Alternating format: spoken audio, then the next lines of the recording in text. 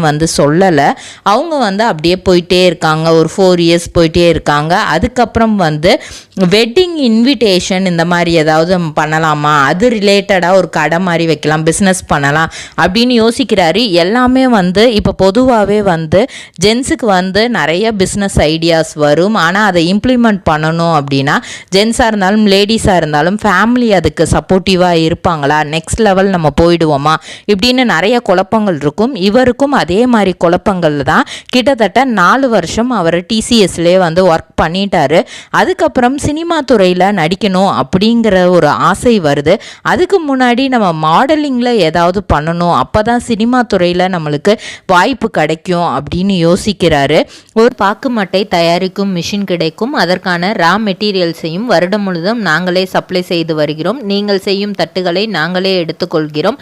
அதற்கான லோன் வசதியும் செய்து தருகிறோம்.